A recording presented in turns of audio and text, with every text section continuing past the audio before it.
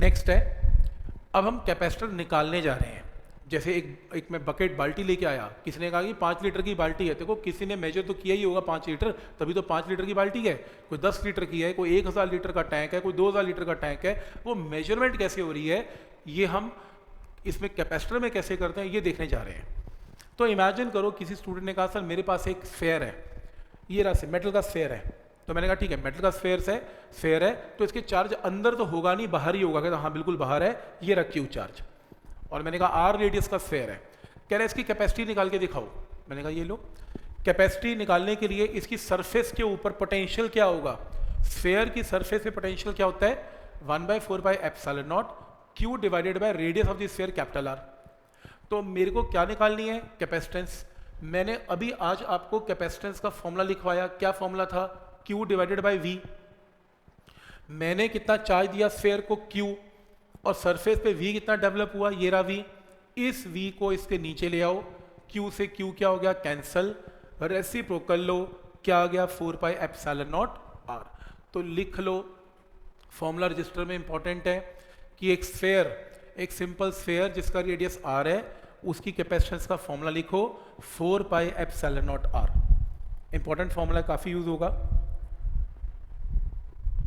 किसी भी स्फेयर का फॉर्मूला, कैपिटल R का फॉर्मूला 4, R रेडियस का जो है स्फेयर है उसका फॉर्मूला 4πε0 R।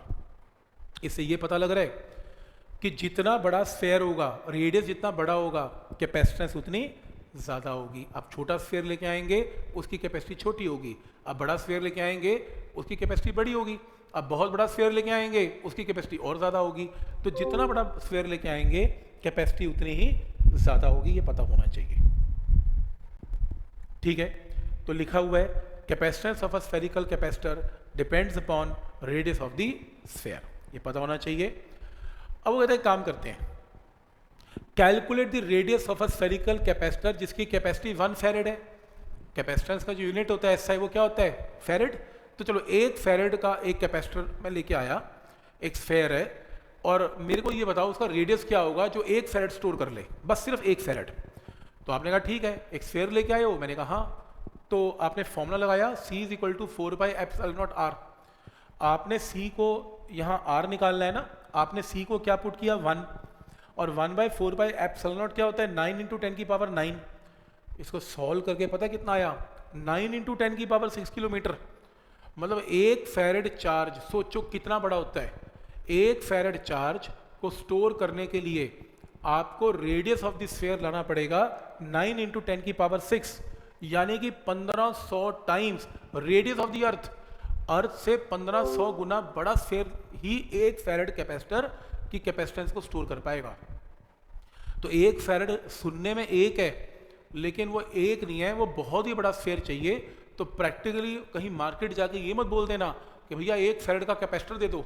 वो 1 फैरेड का कैपेसिटर देगा कहाँ से, क्योंकि उसके बाद होगा ही नहीं। तो क्योंकि 1 फैरेड को स्टोर करने के लिए बहुत बड़ा स्फेयर चाहिए, तो इसको जस्ट बताने के लिए बताया कि 1 फैरेड काफ़ी बड़ा होता है। तो आपको फिर कैपेसिटेंस किस में स्टोर करनी है, माइक्रो फैरेड। तो हम देखेंगे जितने न्यूमेरिकल्स आएंगे, पीको फैरेड, माइक्रो फैरेड के अंदर कैलकुलेशंस करती हैं, फैरेड में तो कम ही लोग करते हैं। तो ये आपको पता होना चाहिए। इस क्वेश्चन को देखें।